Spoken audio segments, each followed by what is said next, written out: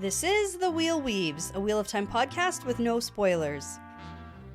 Hey everyone, I'm your host Dani, and I'm the first-time reader going through this series chapter by chapter. As always, there's no spoilers past the chapter we're covering, and that means it's totally safe for first-time readers. I'm joined by my co-host Brett, who's a longtime fan, and he's guiding me on this journey.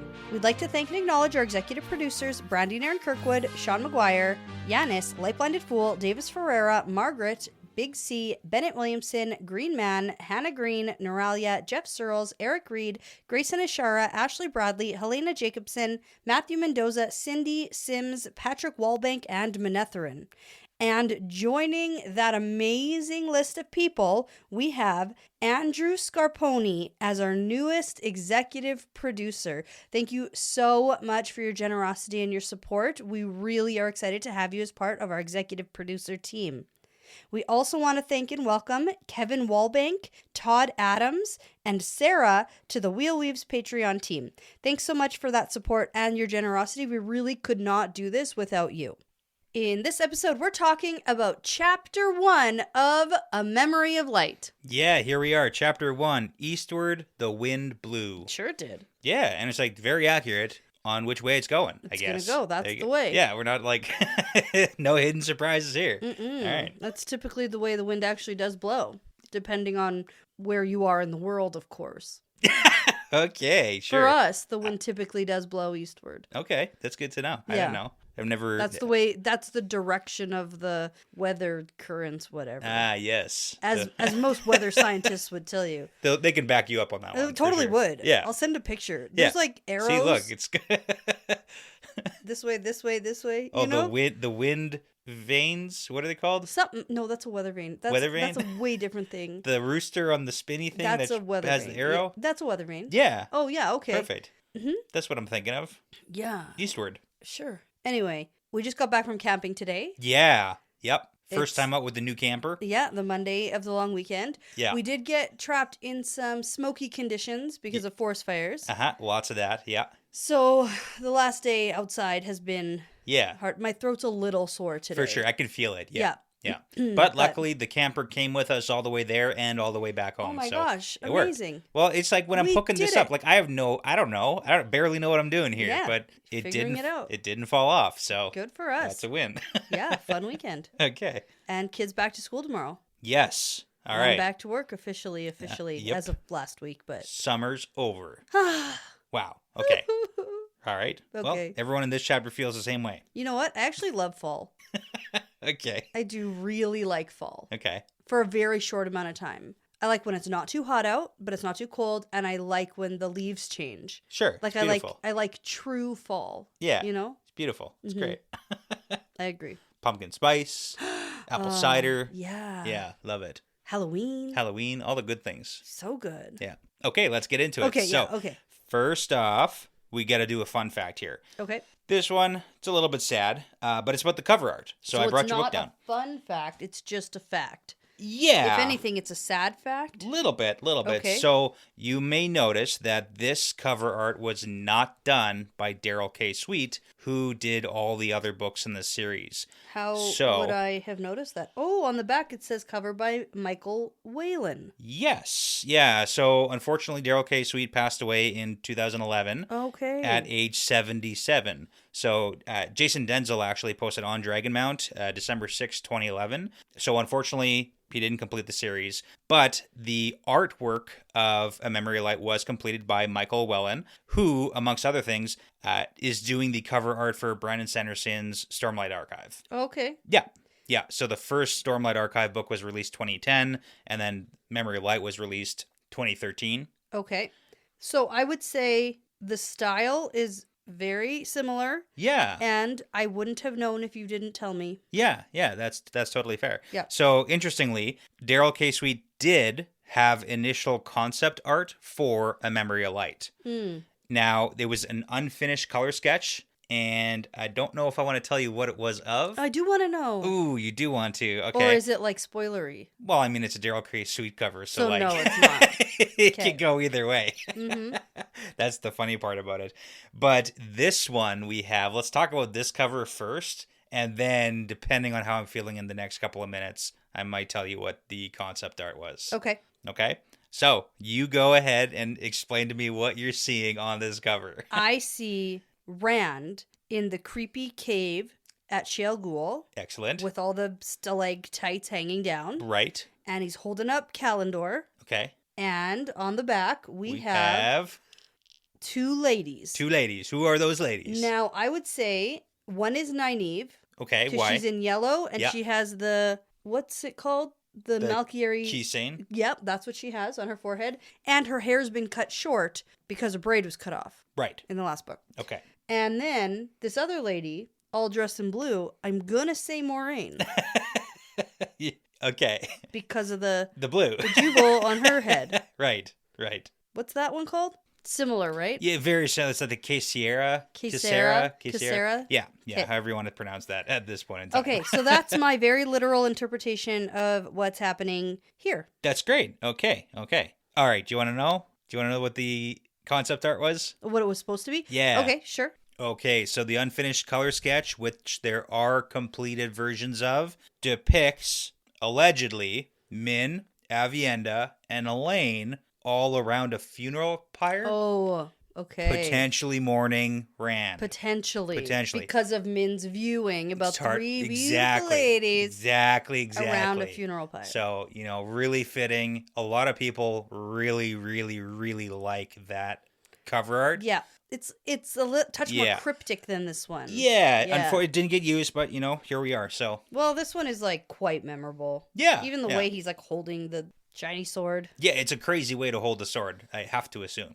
I don't know, I don't know anything about sword forms, but it's probably part that. It's one of those? One of those. It's one of those sword forms. One of those sword forms. Yeah. Okay, sure. Okay. All right, are we ready to start? Yeah. Because, listen. Yeah. The chapter symbol is our, blight tree with, a weird apple on it or something. We haven't seen it since we were in the Blight in the Eye of the World. No way. Yeah, according to my chapter tallies, haven't seen it. Huh. It's never been here, except for that first book. Wow, that's okay. Interesting. Okay, so that's what we have, a kind of a weirdy tree. And since this is such a memorable occasion, because this is the last time we're going to talk about the wind rising anywhere. I wrote it down. I want to know if you know it or if you... Oh, I wrote it. I always write it down. Okay. I thought you just do it off the top of your head. I don't. I know the first 5 off the top of my head. Okay. And then it stopped from there. Excellent. That's my job. I know, but I just wanted coming for my job? A little bit. Because I usually make more you like guess. You're coming for my job. You're the one who's going to be finishing the book. I always always do where the wind rose. I wasn't going to say it. I just want to see if you're right. Okay. Well, I am because I wrote it down. So, book 1, Mountains of Mist. Yep. Book 2, Mountains of Doom. Mm-hmm. Book 3, Mountains of Mist again. Mm-hmm. Book 4, Carlayan Grass. Yep. Caroline. Yep. Book 5, Braham Wood. Mm-hmm. Book 6, Forest in Kyrian. Mm-hmm. That's a little less specific. Book 7, Braham Wood again. And then in book 8, things get a touch more complicated because the wind it rises and then it blows. Yeah. And you see a bunch of stuff. Right. Yeah. So book 8, the wind rises above the island of Tremalking, but then it blows over to Ebudar. Right. Book 9, it goes across the Aerith Ocean toward Terrebonne. In book 10, it's in the Rainin Hills. Yeah, yep. And it moves west into the harbor area of Ebudar. Right, yep. And then 11, high up on Dragon Mount, and then rushes down and kills a bunch of people. Mm-hmm. It certainly did, yeah. And then book 12, the wind starts rising around the White Tower that's all full of garbage. Right, yeah. And then it goes over toward the Rebel Army camp. And then book 13, it rises over the misty peaks of somewhere in Shanchen. Yes. Which is all war-stricken. Yep. And then it goes across the ocean and reaches Dragon Mount. Awesome. There we go. That's it. That's all of our wind paragraphs. All over the place. And how many of those were blowing eastward? Oh, likely most of them. Except for the ones that were going west. Well, Tremalking to Ebudar is west. Across the Aerith Ocean, or is east, sorry. Across the Aerith Ocean to Terrebonne is east. I don't know where the Rain Hills are, but it moves west. Yeah, whoa. Okay, whoa. Okay. Up on Dragon Mount, then rushes down to kill people. We don't know what direction. But then I'm pretty sure it did end up going, maybe, actually, I don't know. No. I'm not confident enough about that. And then White Tower to the Rebel Army is westward. Yeah, okay, well, that's west. And then Shanchen to east. Dragon Mount is east. Yeah, okay. Mostly east. Mostly east, okay. Wow, how about that? Okay, well, let's kick her off. With where it's rising here. Yeah. Full circle moment. Yeah, very much so. Full circle. The wind rises in the mountains of mist. Yeah, it does. Just as it did in book 1. Okay, just for the record, it doesn't specifically say Mountains of Mist. Yes, it does. I thought it said, like, passes from the mountains. And then it says Mountains of Mist. I actually Westwood. had to change it in your notes because I was like, oh, you didn't I didn't read that. I couldn't see it. you didn't even say Mountains of Mist. Rude. No, because I was like, it doesn't say Mountains of Mist. It It's does. the mountains to the westwood. Like, the wheel of time turns and ages come and past, leaving memories that become legend. Legend fades to myth, and even myth is long forgotten when the age that gave it birth comes again. In one age, called the third age by some, an age yet to come, an age long past, a wind rose in the mountains of mist. The wind was not the beginning. There are neither beginnings nor endings to the turning of the wheel of time, but it was a beginning. Eastward the wind blew, descending from lofty mountains and coursing over desolate hills. That's the issue, is I skipped the opening paragraph. That's where we know where it rises. Well, also because it's like in the westwood, and that's the mountains from the westwood. It passed into a place known as the westwood. Mist. Yeah, I just didn't think they specifically said it because I didn't read those words. They did. Well, and you're looking at your copy, so, like, I don't know. I read it in your copy, too. Shoot, okay. Because my copy wasn't down here. You specifically brought me this one right before for the cover art. Exactly. Yeah, so I actually did read it in yours. Okay. And it would be wild for in newer publications for them to have taken out Mountains of Mist. Gotta keep it vague. No. Nothing about this series is vague. I just 100% skipped over the first paragraph. Yeah, you did. Okay. I started at the Eastward the wind blew and then went from there. You even wrote, open with the iconic paragraph. Yeah. It's copy and paste. But then you didn't... I didn't read the iconic paragraph. Clearly. I don't have time for that. Who are you? What? Me? Yeah, no. No, you're not reading words. That's true, Weird. okay. All right. Read every word. Fine. You know what? I was rushing on these because I wanted to do them before we went camping. Yeah. So that we could do this when we got back from camping. I'm hearing a lot of excuses. It's your fault somehow. I don't know how, but we're going to blame it on you. Rude. Okay. Let's continue. I'm going to find something else to blame on you later. That's fair. There's lots of things. Have you seen the state of the kitchen and everything? It's so messy. Well, that happens. Okay. So here we go. The wind's blowing eastward. We're in the westwood. Everything's dying. Yeah. Then we go over to another place where everything is dying. We go towards Terran Ferry, which is now destroyed. Can I just say something about that? Yeah. Good riddance. Those Terran Ferry folk are all thieves. Although, what a fine town in its day. Right. Hate it. Oh, okay. I still, I don't like them, but I also didn't want their town destroyed. But remember, that was the whole thing in Eye of the World. Those Terran Ferry folk. Yeah, no, I'm well aware. Can't trust them. No, I get it, but I didn't want their whole now town gone. Packs of stray dogs roaming around Terran Ferry. Yeah, and I also wonder, so everybody is leaving the two rivers, it sounds like. They probably don't have food? Is that what's going on? Well, there's lots of refugees on all the roads from everywhere. Okay. From everywhere. Everyone's moving anywhere else that there might be food. Because allegedly, as we hear, people think that Andor and Caemlyn is safe. Yeah. Which, in fact... It is not. It is not. Yeah. So we have people going down the road from Barrelon to Whitebridge, and the people are heading just eastward towards Caemlyn. Right. Yeah. Everything's dying. Everything's terrible. It's not good. Caemlyn's on fire. Yep. Refugees have no way of knowing how bad it is there. So they're going there actively, but it's that's bad too. So. Yeah. Yep. And then the wind turns northward. So one of the things that I actually wanted to point out is where the field of Marilor is, in case you aren't sure. I actually have no idea. That's okay. Yeah. Yeah, but it's actually there's a specific place. So if you want to opening up my map. Open up the map. Because you know what we need down here? A picture of a map. I was actually thinking that because I was gonna be it's literally right here, but I can't do that. So I'm just gonna. Wall and that wouldn't help anybody on the podcast because nobody can see our. Well, we always do that though. Anyway. Okay, here we go. Yeah. So Field of Marilor, it is actually a specific location. Now go up to the Borderlands, and it's located on the border between Arafel and Shinar. So if you look at the map, find Arafel and Shinar. Yeah, okay. You're going to see a river that's it's like a solid line that's running west to east, and it forks. It forks, and you'll actually see the dotted line of the border that runs pretty close to the river. Okay, so draw a circle around the northern side of the fork, like right where the river forks. Just draw a circle Shinar? there. It's on the border. Okay. It's like basically right there is the field of Marilor. That's close. That's specifically for what we need right now. So the wind goes north, and we're reaching there. That's the field of Marilor, because that's where the chapter picks up. Is the wind reaching just rowdy time? Yeah, I think my brain just imagined it in the Carlane grass area. Yeah, because that's like the big open area on the map above Caemlyn. Yeah. So yeah, it's not there. Not there. Very specifically, Borderlands. Further up. Yeah. Okay, that's actually good to know. I never questioned that. Yeah. I figured, because it's one of those things. It's like, do I actually need to know exactly where Field of Marilor is? Mm-hmm. Well. Okay, so this is another piece I want to read straight out of the text, because everything is miserable. Everything is terrible. Yeah, it's going very badly. Men and women whispered the truth into the night. The end has come. The end has come. All will fall. The end has come. Yeah.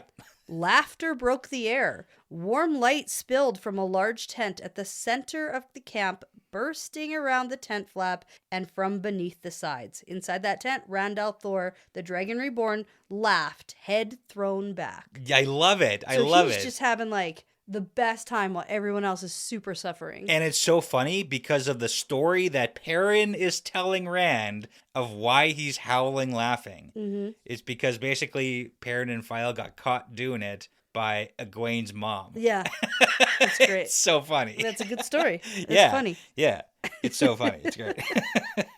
But I mean, it's really nice that we get this Rand and Perrin reunion before the last, like, you've talked about wanting a boys reunion a little bit. Mm-hmm. And although we don't have all three of them, not yet. We at least have this. We did get a Matt and Perrin.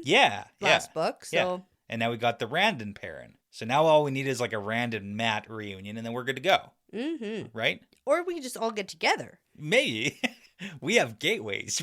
We could do this. Yeah. Anyway, so they're just having a big old discussion because they're hanging out for the first time in a very long time. Mm-hmm. And it's from Rand's perspective. Yeah. We're in his head, which is super interesting because he gets to speculate and think about Perrin and think about the Two Rivers stuff, and it's a whole thing. Yeah.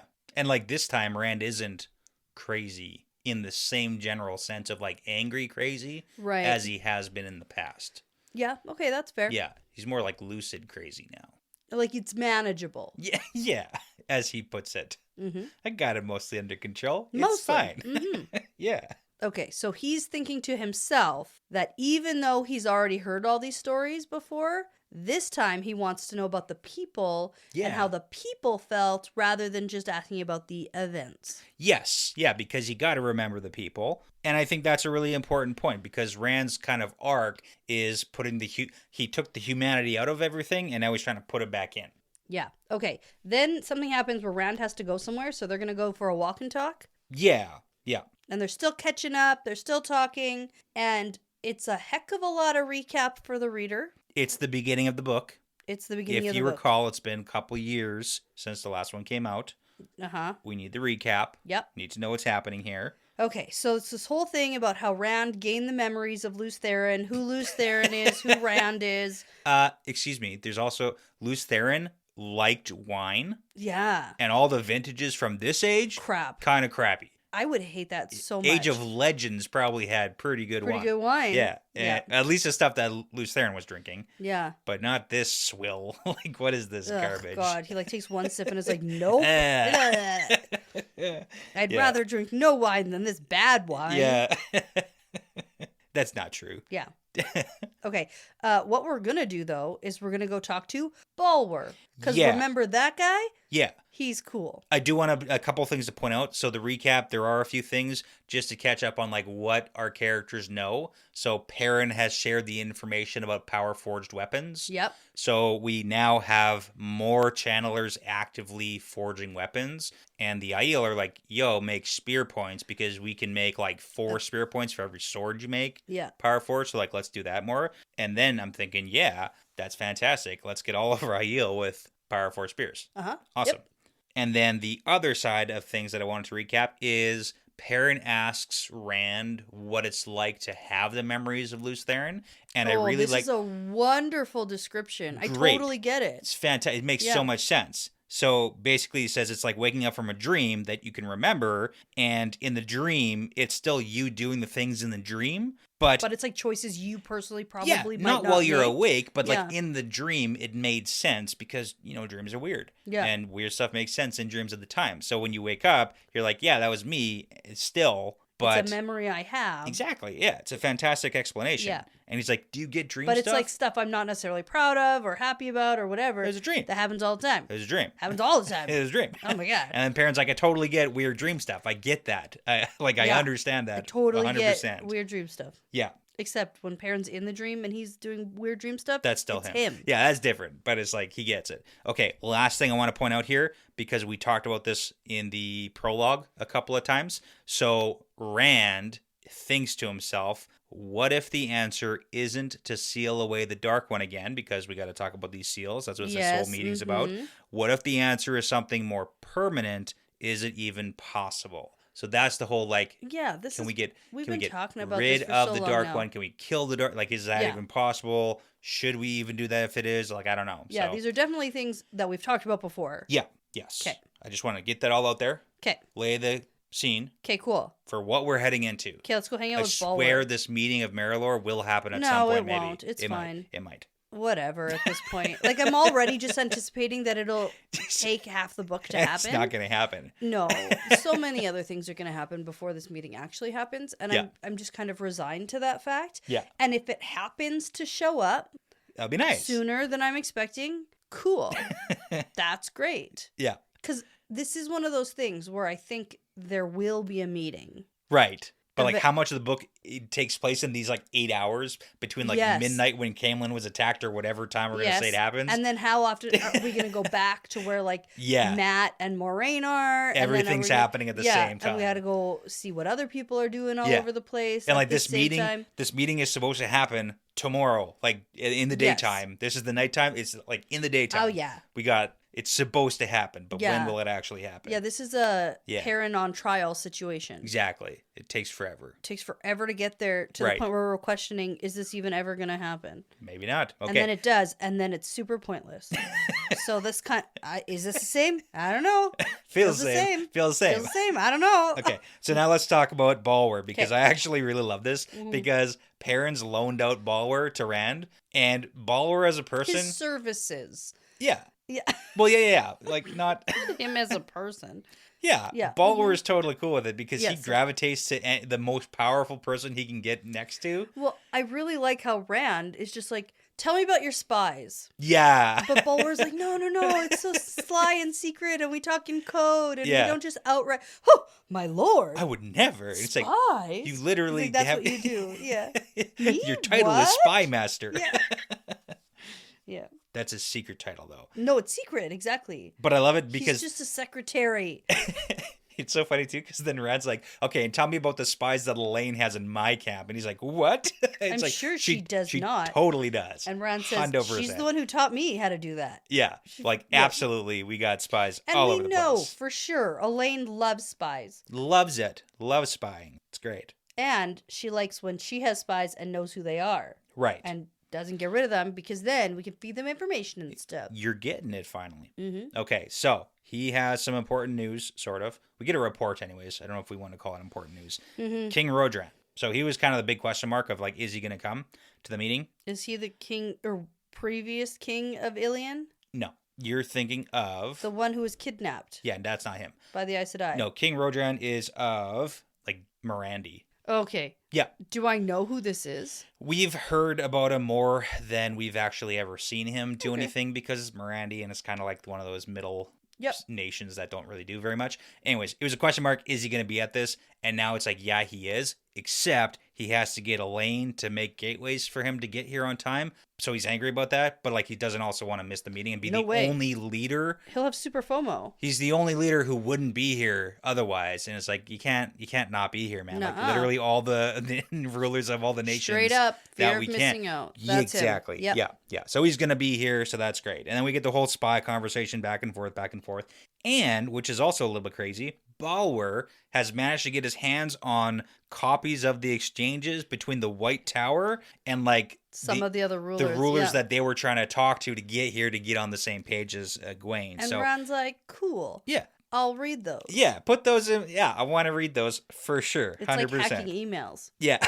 I don't know what he's doing. I want to read all those. Yeah. I definitely want to read all those. It's great. Yeah. Okay, and then there's an earthquake.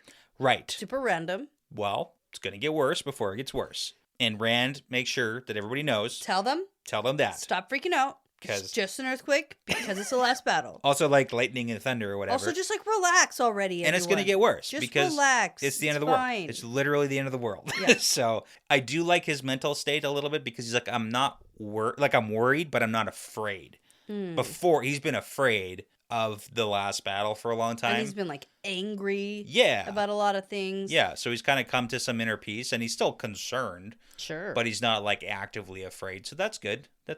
Good. Last piece of news. Right. Is that Queen of Andor, she might be up to something. Right. But we don't know yet. Yes. And Rand has a side thought. He knows. Pregnant? By me? My children. Why wouldn't she tell me? And then he immediately is like, oh, that's why she wouldn't tell me. Yeah. Oh, yeah. That's I totally get it. Totally fair. Absolutely. You know, the way I acted and the things that I was doing and saying and being and I was jumping all over the place. And there's a lot of things going on. Yeah. So because of all those reasons, I understand. But still, she should have told me. I mean, maybe. But also, he gets it. Yeah. So. And then he's like, I'm going to be a father. Not like Lews Therin was, because Lews Therin was a father, but I don't really remember or love those kids. These kids are mine. Rand's. Right. If I survive the last battle with like a little asterisk beside it. Yeah. Okay, so Elayne is doing something, potentially, or at least she's awake. She's been awakened. And that's going to be the way it revolves in the next scene, too, where it's like, why would they wake her up in this state she's in? Her state of pregnancy. Her state of pregnancy. It's like, I don't know. Her she's condition. The queen. Her condition. Yeah. Yeah. So I do love it. Okay. Okay, but Perrin agrees it must be something important. Right. Because they would never wake up a pregnant lady. Let's go see. Okay. I wonder what could be so important that we need to wake Elayne up for. I love how they do like a little, like a 1-2-Z where it's like, it's a fake out. It's a fake out, but then they give it to us. Yeah. So. I'm like, wait a minute. Yeah. Is this actually like not the night that it happened? Like, because like we don't actually Or does know. She even get to know? Yeah. Because it's like Egwene goes to see her first, and we're like, oh, she's woken up because Egwene has woken her up to have a meeting. Right. It's not because we just found out that Caemlyn is actively being destroyed. Yeah. Mm-hmm. But then they gave it to us. So. Yeah. Okay. Yeah. So that's the end of this Rand perspective. Yeah. It's light and breezy. Everything's being okay right now. I mean, kind of. Yeah. It feels light and breezy when the whole world is going to shit. Yeah. It's an interesting juxtaposition. Nice word. Thank you. Wow. Yes. Yeah. It is, though. Yeah. Mm-hmm.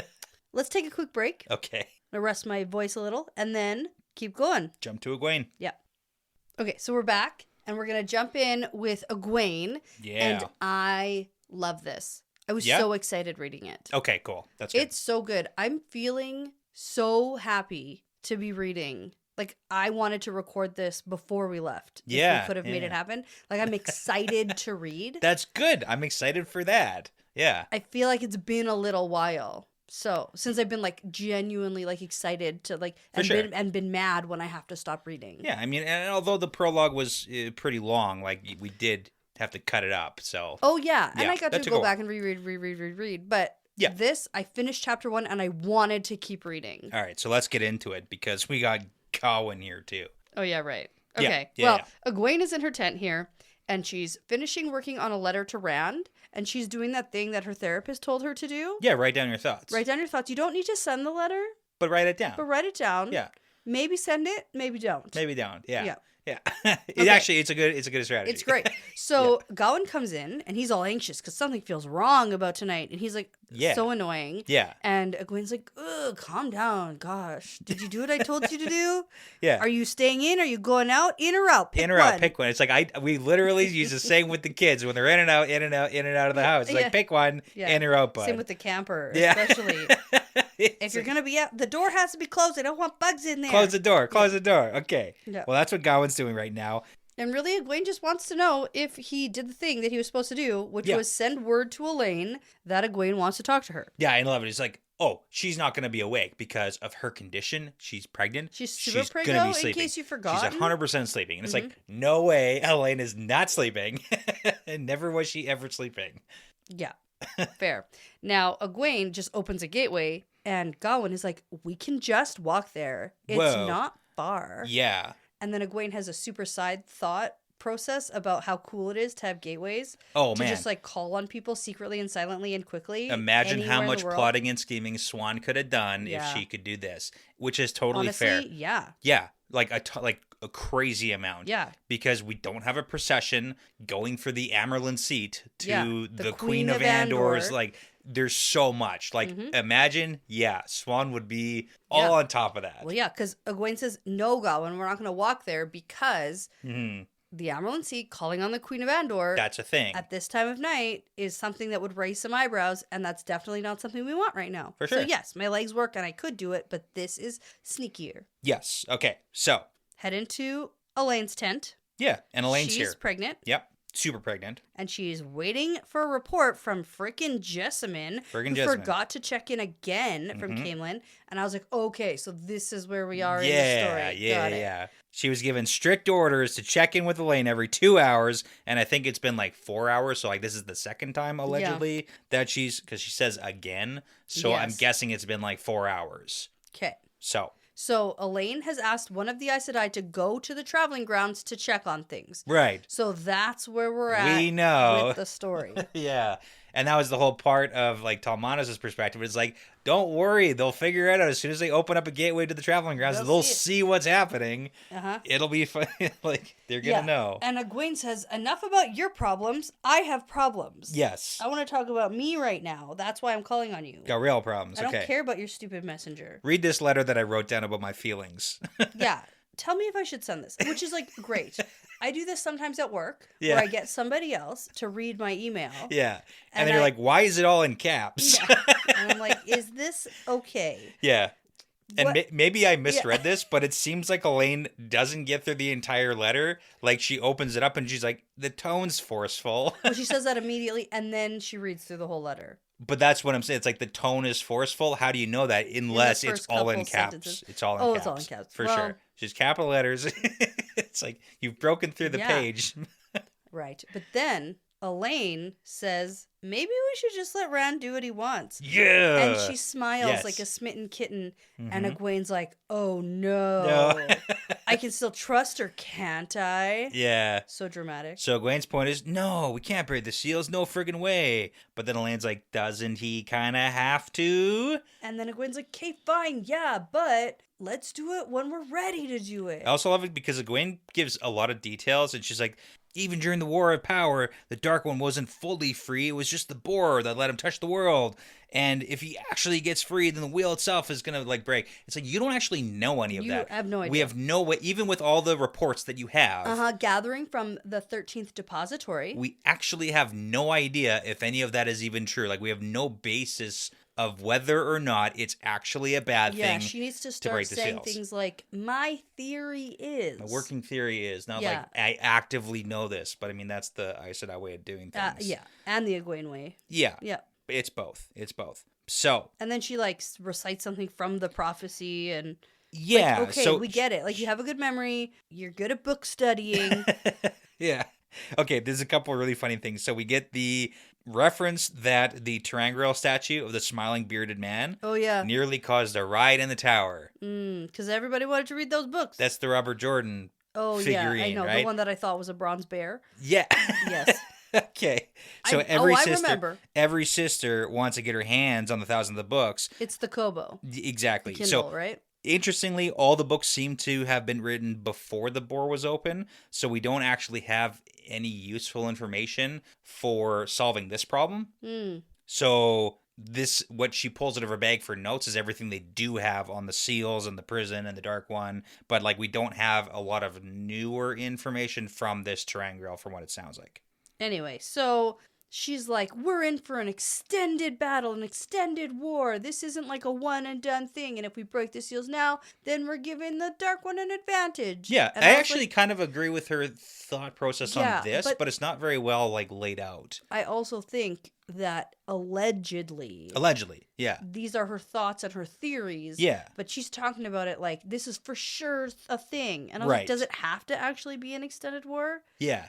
If Rand can go face the Dark One tomorrow, shouldn't he? Yeah. And then Yeah, we don't know. Yeah. That's the question. Like, we don't know. There's so many question marks here. So this is the conversation that I would like to have, that they should be having, and hopefully we'll see this at the Field of Marilor. Yeah, and Rand seems like a little bit open to some discussion. I'm going to nitpick what Rand says to him. I'm not just going to nitpick what Egwene says here.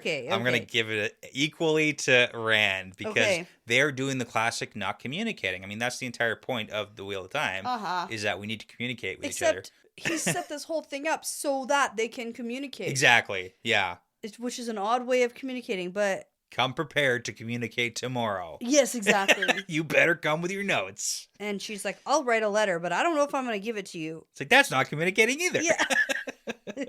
Yeah, okay, so yeah. We've got potential theories. There is a part of the prophecy. It says, and light shall fail, and dawn shall not come, and still the captive rails. And that's what Egwene is thinking. Like, oh, we've thought about it. The Dark One is the captive. Yeah, and that's where we get the extended battle, and this is what our best working theory. But she's like, again. And I like how Elayne pushes back a little. Yeah. And she's like, oh, that's what that means for sure. Who put these notes in the column here? Like, is that, that's like the translation of the third generation of this person's thoughts on this matter. And it's like, well, no, not for sure. Just probably, definitely, you know? Yeah.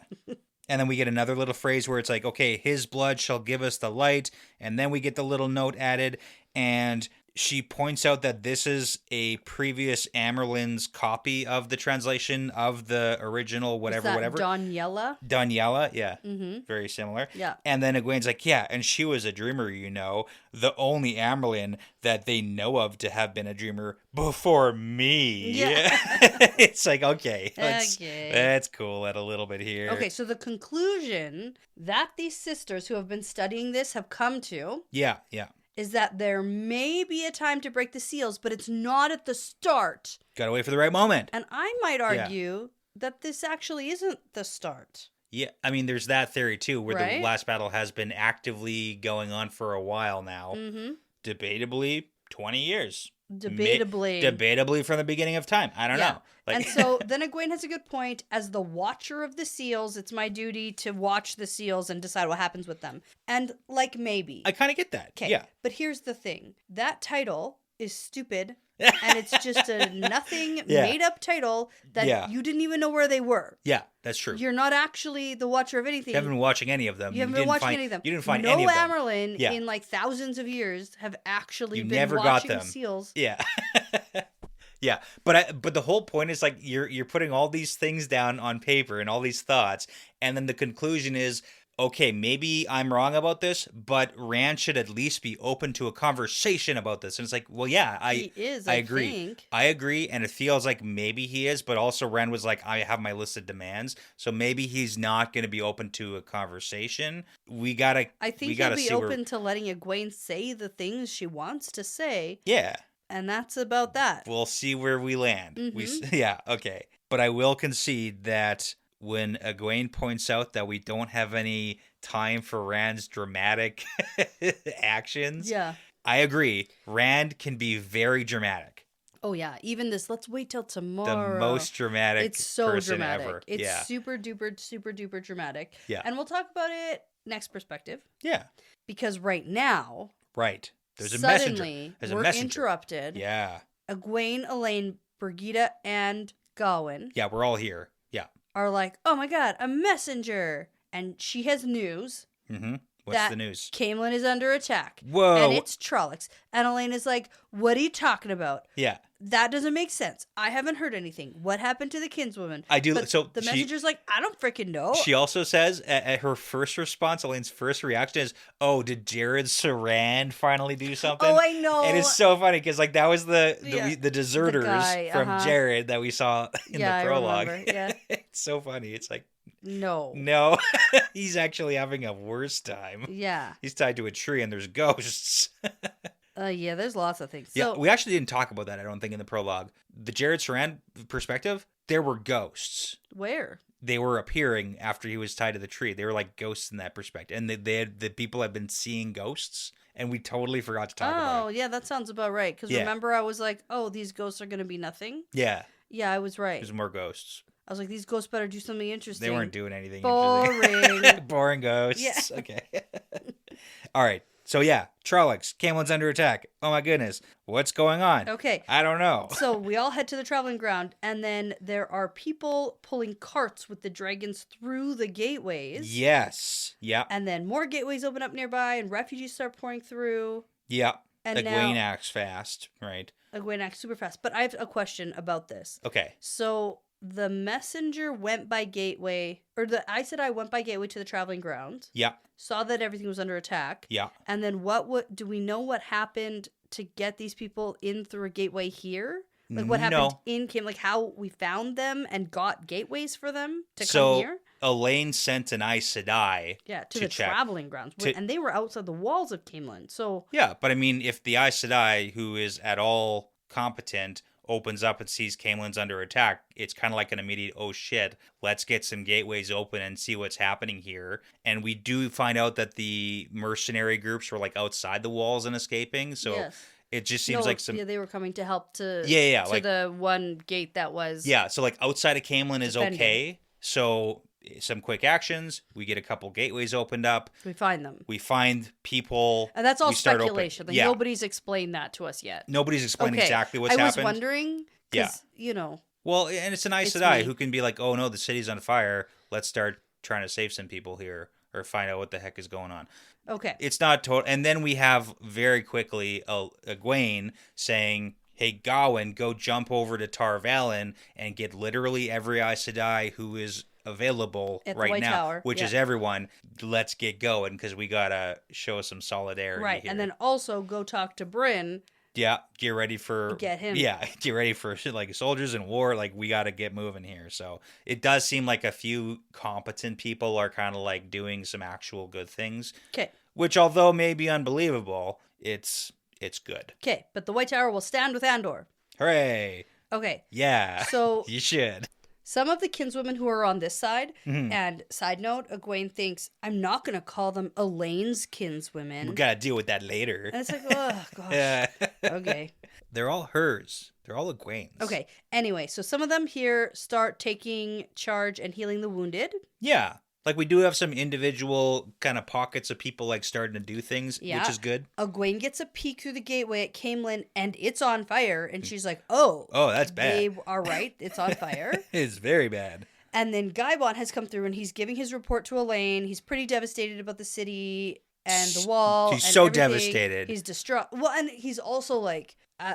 all things like this was crazy, so he's coming down from everything that's going on. He's mostly upset about having to blow a hole in the wall. Well, and he was very upset before leaving the city, and he didn't get to save it. Right. He's like, we didn't stay with it. I'm so sorry. The palace is lost. And Elaine's like, no, you did a great job. You saved. There's like 2,000. There's like thousands of people. Coming through, civilians. You saved all these people. You're getting a reward. You'll get it. It's coming. Yeah. It'll be a prize bin. Yeah, prize. Pick from the prize bin. Anyway, and then Gaibon's like, hey, is there anything you could do for this Lord Talmanis guy over here? I know, it's so funny. He deserves it. And I was like, are you fucking kidding me? Oh my goodness. He's just being carried at this point, but he's mostly dead. But he's not officially all the way dead. There's a ragged breath. Okay, and so here's my problem. Fuff. Is he gonna die? Is he not gonna die? Here's my problem with this. Okay. Some people die so fast. Right. All of a sudden we're dead. Yeah. Dead. Yeah. And then some people who should definitely be dead Or not. Yeah. don't die. Yeah. And so mostly people that we care about Right. here haven't really been dying. Mm-hmm. I'd say on the ratio of people who do die when they should and people who don't die when they should, way more people don't die when they should be dying. Right. I'm going to agree with you. Yeah. That I agree that Talmanos should be dead. Yeah. For intents and purposes. For plot, for making things matter, for caring. Yeah. For like, you gave him a hero's death. Yeah. And then now we're going to bring him to life. So at the end Yes. of the last episode, you said, okay, what's happening? And I Yeah. said, well, it seems like he's dead, and I'm okay with that. I've come Right. to terms with it. It didn't happen out of the blue. He did a lot of wonderful things. He fought and fought and fought, even when he shouldn't be fighting anymore. Yeah. And there's that whole strength of will thing, like when you don't want to die, like you can't give it up, whatever. Right. Right. But then I said, if there's some random miracle healing that happens, I also won't be surprised. Yes, you did say that too. Okay. And so but this is the I'm not flip-flop. surprised. This is the back and forth, because it's like, hey, can you heal this guy? And we're like, oh, okay. But then they take then it they're away. like, and, no. we can't. I'm not good enough for that. And then Egwene's like, wait a I second. hear somebody shouting far away. I know that voice. That's Nynaeve. Oh. You know what she's good at? Super healing. Healing. Okay. So then she goes and finds Nynaeve, who is with Lylewyn and Daman right now. Oh, right, because of that whole They're thing. trailing behind Nynaeve still. Right, because Nynaeve was like, we gotta go see Egwene, because I can't deal with you right now. Yes. So that's happening. And then Egwene's like, yo, Nynaeve, I need you to Nynaeve heal this is shouting person. very loudly, who's in charge of this mess? Which is fair. Because it looks like nobody's really in charge yet. Uh-huh. So then Egwene comes over and she's like, hey, I need you to heal this dude over here. And then she like doves him for a moment. And then an explosion of weaves bursts from Nynaeve, and it's brighter than the sun. Great. And I think this would have been cool to know. I know we don't talk about the show a lot. Sure. But there is a moment in the show where Nynaeve heals, and It's brighter than the sun. it's so bright. Yeah. Explosion of weaves burst from her. Yeah. And it's cool. I don't know. It's good. I like it because when I Good was report. reading this, I like pictured that Yeah, scene. yeah. And I was like, oh, okay, they actually got that from somewhere. Because don't know yeah. what I don't know. I don't know Yeah. what I don't know, you know? Yeah, explosion of weaves. Anyway, cool. So she saves him. Talmanos is good. Seems like we're good. Seems like we're okay. Okay. Back and forth, back and forth. Is he going to die? Is he not going to die? So, turns out. Well, and Not I'm dead. actually happy for Matt because Matt, I think, has probably lost the most people. Mm-hmm. That's true. He's lost a lot of his Like soldiers. personal, Yeah. close people in his Like, inner circle. he's the leader of these guys who's very close to his commanders. He's lost Noel. Yeah. He's lost Vannon. He's lost... Vanna's not dead. Yeah. Vannon died, didn't he? Vanna? Yeah. The big fat horse thief guy? Yeah. Vanna's not dead. Are you sure? Why do you think Vanna's dead? I thought he died. Somebody...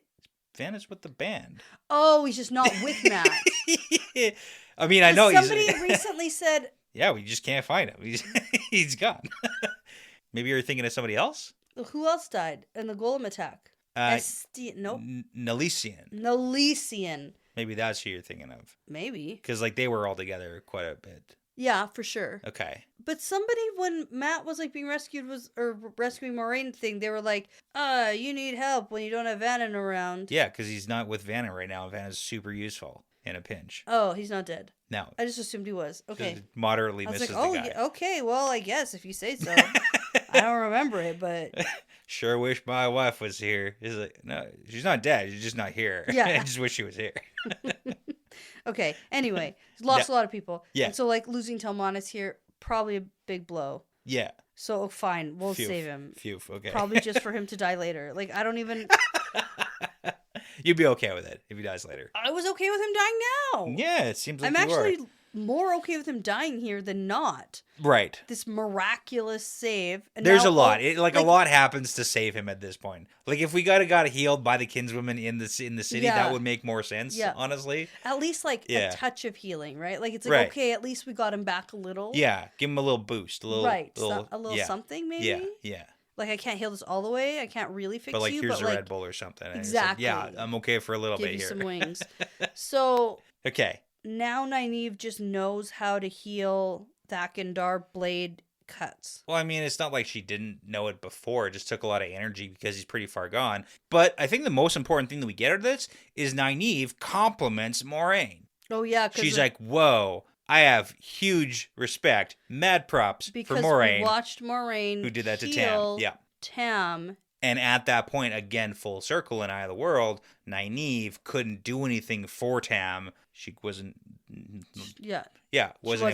She wasn't, so couldn't. Yep. But now could. Can. So did. Did, yeah. So there we go. Okay. Good thing. Why say lot word? Good thing we good at words for podcast. When few words do trick. Okay. All right. So Egwene's also looking around. She's observing a lot of stuff because, that's what the AMoL's got to do. Observing Elayne talking to a woman near the dragons who seems to be pointing and, gesturing a lot. Must be Eludra. Gotta be Eludra. Yep. And then Elayne is going to go up and check the area around Caemlyn because apparently it's safe. But whoa, she's pregnant still. I don't know if you guys know this. You shouldn't be going. And then out of all the things. Yeah, I'm pretty sure Gawain speaks up. It's like, you can't go. And it's like, shut your mouth, Gawain. Yeah, you're not. None of this concerns you. Yeah. No part of this is about you. But then Elayne says that Brigida can come. Yeah. So they're going to both go. It's fine. It's fine. And apparently, outside the city is fine. It's safe. Still. For now. Yeah. Because that was a hole where Trollocs could potentially... Because Trollocs were storming them. The Trollocs could come out the gates once they take the city. A gate is also like a hole in a wall. Yeah. Very similar. Mm-hmm. They want to take the city. I see your point. Yeah. Mm-hmm. Anyways, let's jump back to Egwene here because this is her perspective. Okay, so she sees the pair of people who were following Nynaeve. Yeah, to come and find Egwene. And now Egwene's here. And then she's like, whoa. Apparently both Illianers. Yeah. Except the woman kneels down and immediately is like, I'm Lylwyn. We're with Nynaeve. We followed her here. And Egwene's like, whoa. Yeah. I'm traumatized by your accent. You're Seanchan. What the frick is happening right now? And then she says, I've come to serve you, Amyrlin Seat. And this is not the time or place for this conversation right now. Not at all. 0%. And now we actually have gateways coming from Tar Valon right now. Oh, yeah. With tower guards. So, we're actually making a lot of progress here. Gateways are we're doing stuff here. I like the description of Aes Sedai pouring through in all states of dress. Yeah. Some are in their jammies. Yeah, jams. Some are in their, bathrobes, That's great. I assume those are the two options. Naked. Jammies, bathrobes, or naked. That's it. That's what we read. That's what's on the page. Or the ones who are still up, but, yeah, in their dresses. Are your jammies and bathrobes the same color of your aja? Oh, 100%, yes. Have to be. Oh, yeah. A little frilly something. Yeah. Yeah. Slash. Yeah, well, and it's a good thing that I'm yellow because I am a warm autumn. Okay. Because it would be pretty bad to wear this color that does not go. Yeah. All the time. Yeah. You think that's how they choose sometimes? I mean, I'm indifferent to your whole what you're going for in the world, what your goals are. Oh yeah. What color goes with your tone? Right. Yeah. And are you willing to dye your hair? Do we have magical hair dye yet? I think we already have covered that yes, it has to be magical. The magical hair dye, right? It must be. That's the only explanation. But I thought Nynaeve dyed her hair with some kind of Yeah, but it had to be magic plant, also. It was and magical there plant. was no way. Magical plant. That was the point, wasn't it? Had to so have long been. ago. Had to have been. Okay, so anyways, Egwene is I'm not going to deal with this right now. Nope. Go over there.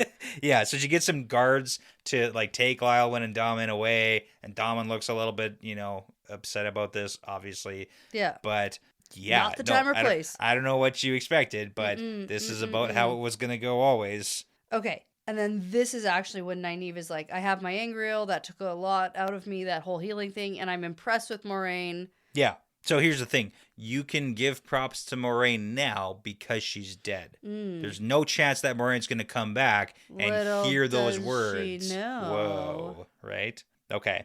And then we get Egwene offering to link with Nynaeve because Nynaeve's like, well, I'm tired. And Egwene's like, hey, link with me and you can heal. You can use my power and you can heal. I'm also Aes Sedai. I'm an Aes Sedai. I'm super powerful too. I'm just not so good at healing, okay? She doesn't know it very well. I'm good at rocks and stuff. Yeah. You're good at healing and stuff. Fires and blowing stuff up or whatever. Uh-huh. It's cool. And rocks and metal.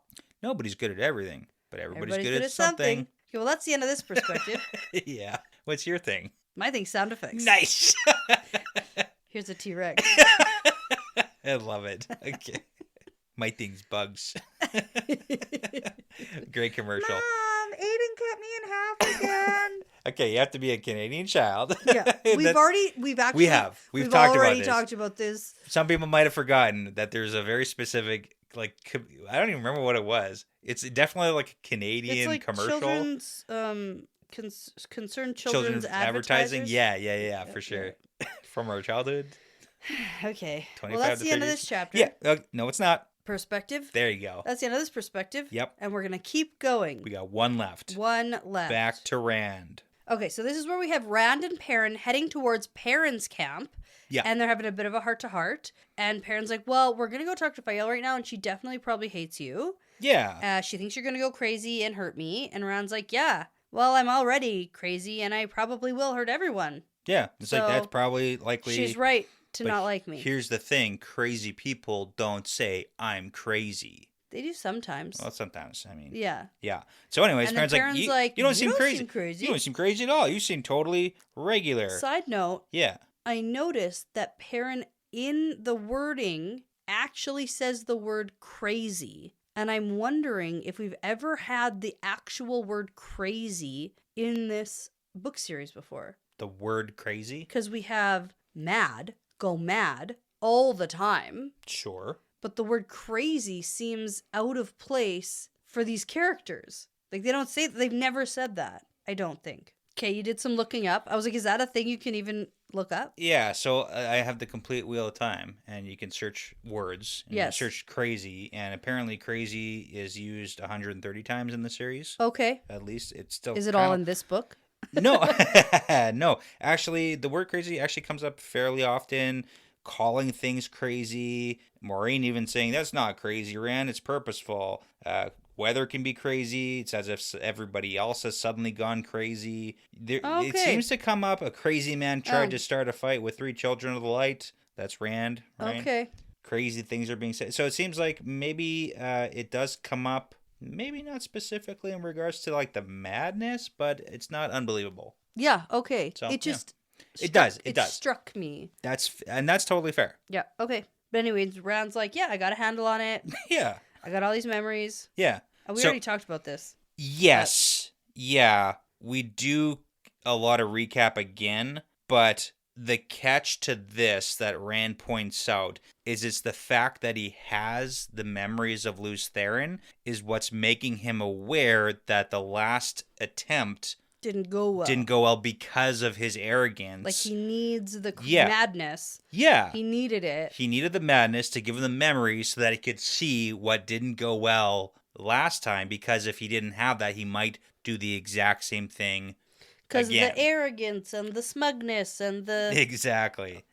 Assuming he can do everything himself. And so he's like, no, now I know I can't do it all myself. I have to work with other people. So then Perrin's like, okay, well, it sounds like you're planning to work with other people here.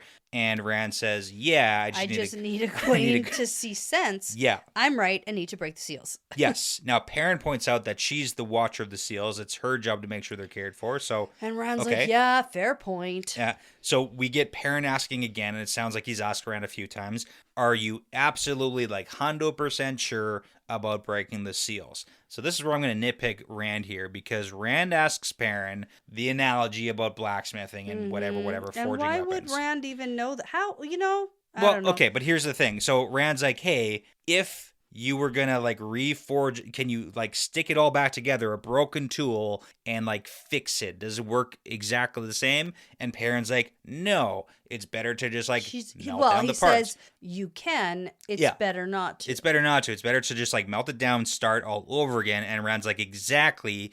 We can't just patch the seals back together. It's not going to work. We've got to remove the shards, make something new, something better. And then Perrin's like, Rand, that is a great way and totally reasonable. That's very, very good. I love that explanation. Have you said those words to Egwene? And then Rand's like, no, she's not a blacksmith. It's like, what the hell, dude? Yeah. Like, neither are you, number one. Yeah. Number two, it doesn't matter if she's a blacksmith. Like, she might... She won't understand it that way. Yeah, it's like... She's just a woman with a tiny brain. she wouldn't get it. She's not a blacksmith. It's like, no, man.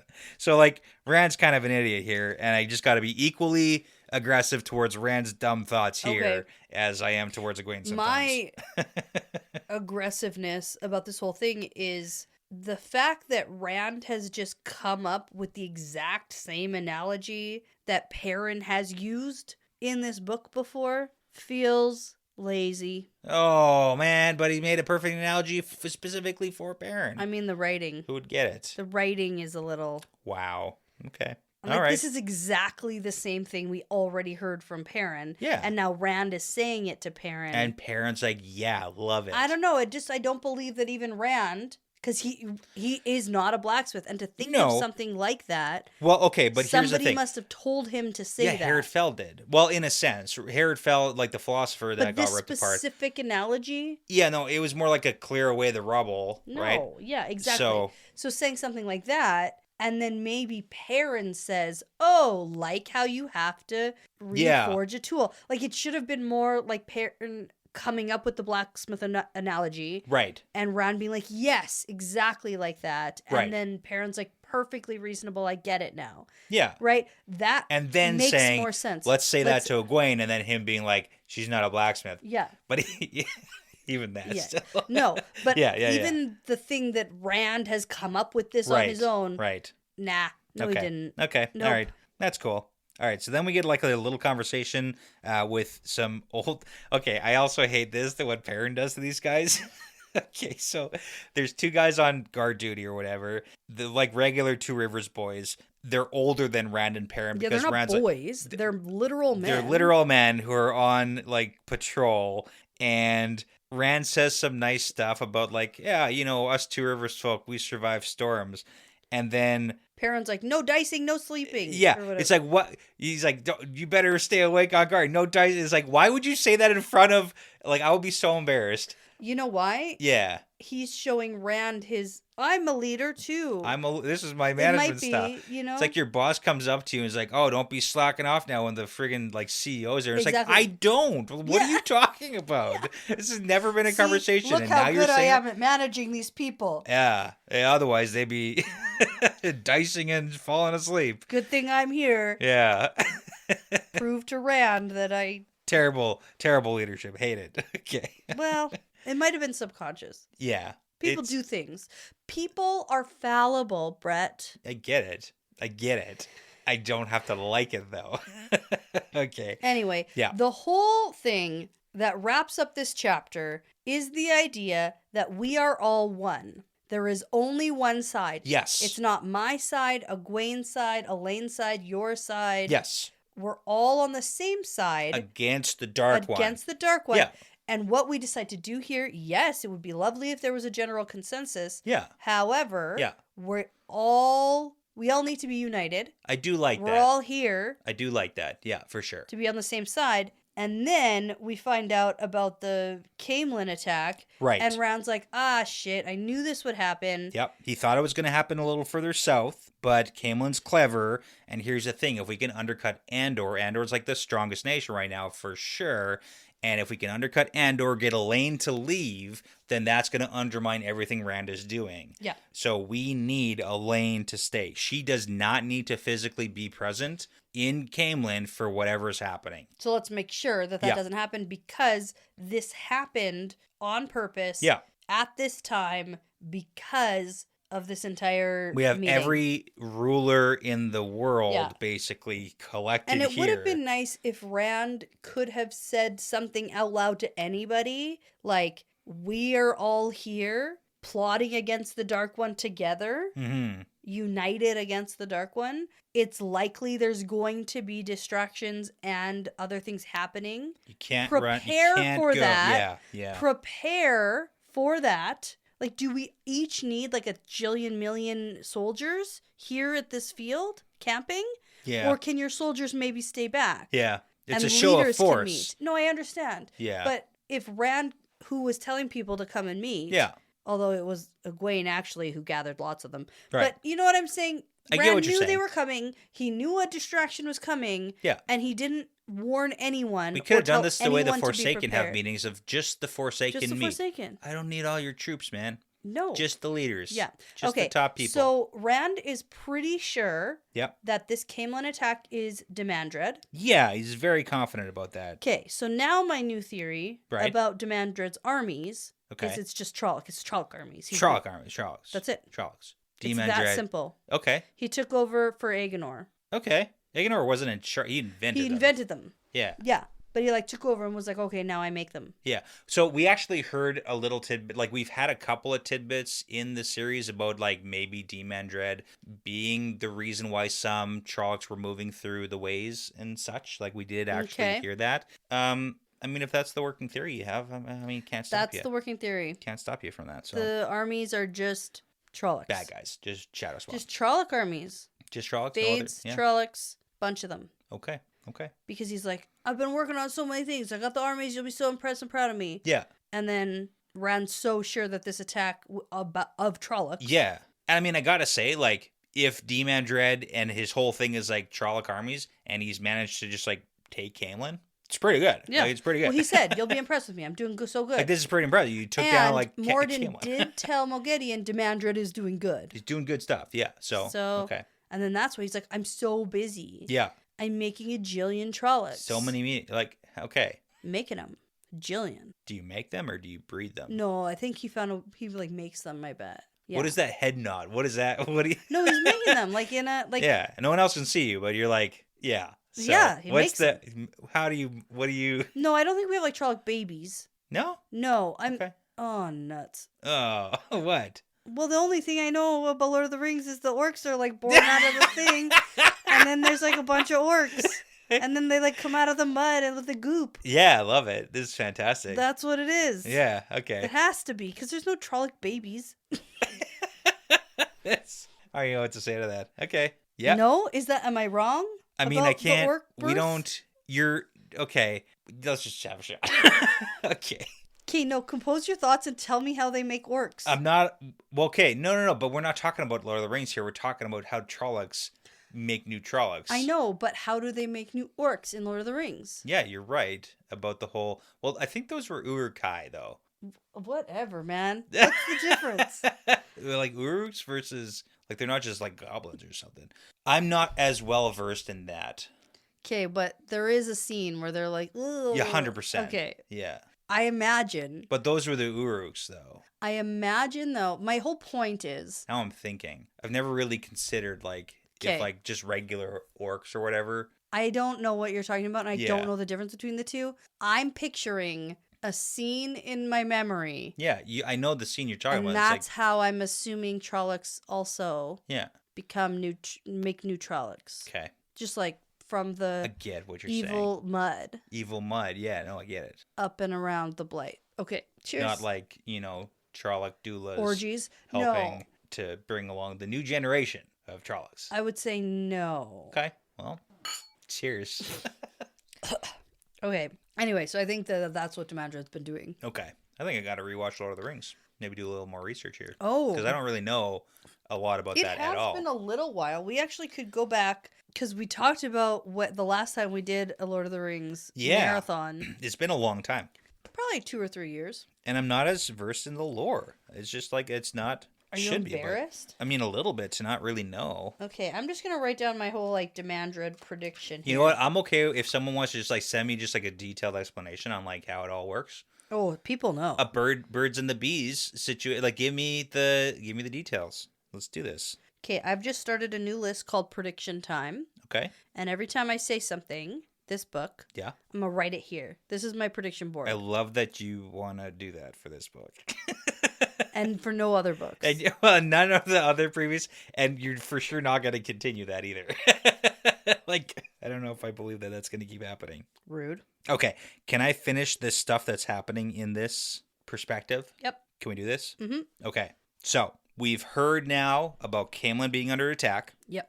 Perrin's like, whoa, that's bad. And Rand is saying now, sucks, but I don't know if we're going to be able to commit resources to retaking the city, because that is not at this point, that is not a priority. If the city is lost, it would take too many troops and too many channelers to retake the city. Yeah, that's and we not all a priority. know. Yeah, we all know that Rand could take a step over there, blast Jillian lightnings from the sky, Sure. take a step back here, Yeah. and then now Caemlyn. And now he's wiped out. And Is what saved. happens at the Forsaken attack? Rand's job is not to save Caemlyn. It's not to defeat Shadowspawn. Rand has one job and one job only. I think and that the is to go head to head with the Dark One. That's his job. Listen, Boom. I think the whole wiped out thing is not so clearly defined because sometimes he's like way more tired than like other times. Sure. And so I don't think it's that big a deal. So I'm like, just go do it. I and know you'll be you fine. don't think it's a big deal, Yeah, but it takes a lot out of It him. might not even. But it will. You know what he could do at the very least?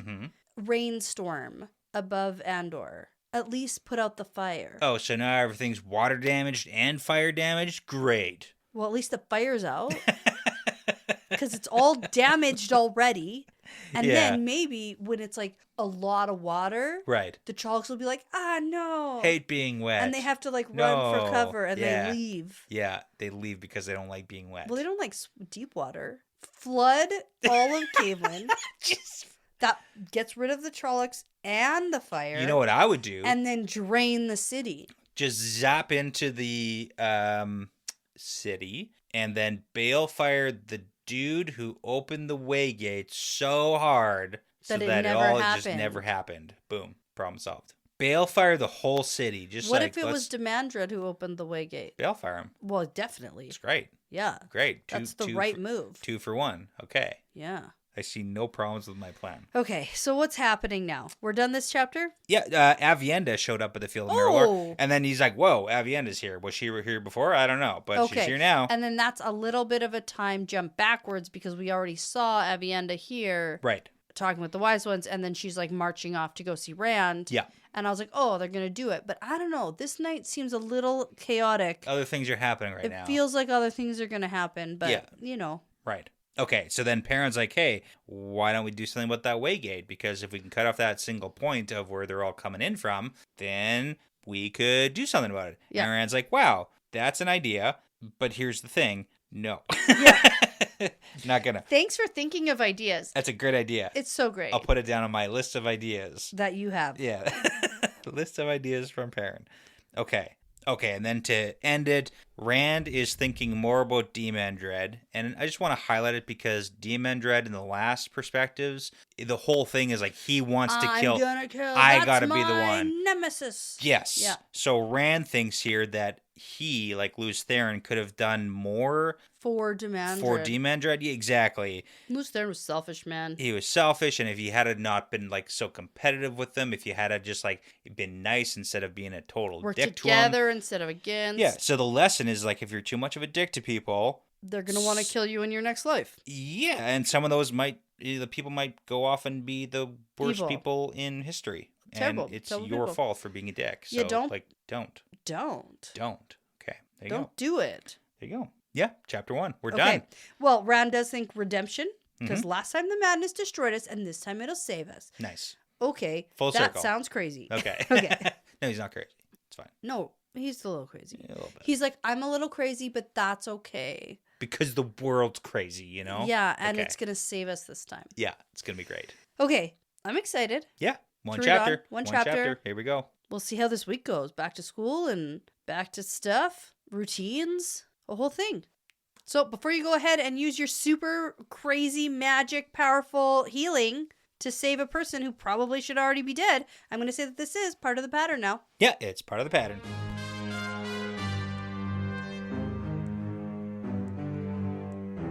Hey, thanks so much for sticking around. That's the end of another fun episode. The Wheel Weaves is hosted and edited by Dani and Brett and produced by Dani and Brett with Passion Socks, Cody Feltz, Benjamin, Jamie Young, Megan, Jared Berg, Ricky Morissette, Adam, Mozyme, Michelle Forbes, MKM, Antoine Benoit, Lawrence Bradley, Colby T, Gabby Young, Rycat, Zane Sayaka, Matrix, Matt Truss, The Albatross, Bratimus Prime, Sarah Creech, Sims, and Saverio Bartolini. With music by Audionautics. Now, everyone, please be sure to go check out our Patreon page if you are interested in supporting us and the podcast.